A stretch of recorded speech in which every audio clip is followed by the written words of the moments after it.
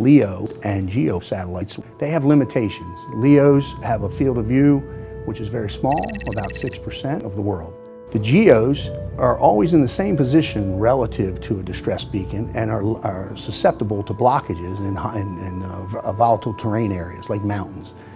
GEOs also, unless the position's encoded in the distress beacon alert, we can't tell where the beacon originated.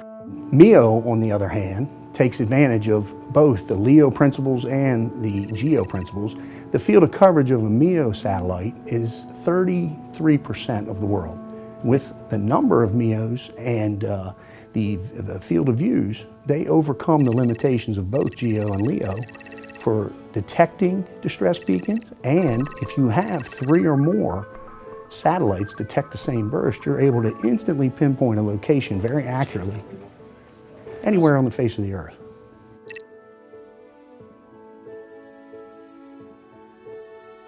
In a situation where time is a critical factor and sometimes means the difference between life and death, being faster is very important. And this is one of the key elements that MEOSAR will bring to the COSPAS-ARSAT system. MEOSAR is a really truly a game changer for search and rescue responders. You have a LEOSAR that has to get at least 2 passes. And that could take, depending on where you are in the world, that could take anywhere from 30 minutes to 90 minutes. Whereas with MEOSAR, 1 beacon burst, based on the time of arrival, frequency of arrival calculations, could provide you an independent location pretty much immediately. The wait time varies, but it's a very short period of time.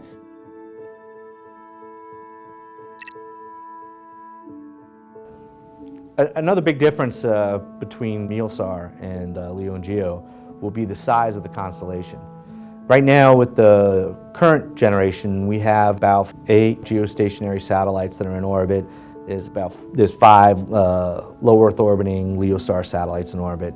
When we get to GNSS, the Global Navigation Satellite System, we're talking about up to 3 constellations that might be carrying our search and rescue capability. So with GPS, that would be 24 satellites, Galileo, another 24 satellites, with GLONASS, maybe an additional 24 satellites. So we're talking at some point in the future, maybe in late 2020s, we could have up to 72 satellites in orbit, extremely robust space-saving capability.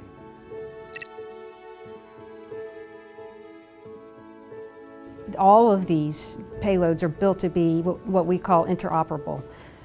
So the signal can be picked up by any of the 3 different constellations, and it doesn't matter. It is transparent as to which spacecraft is picking up the signal at any given time.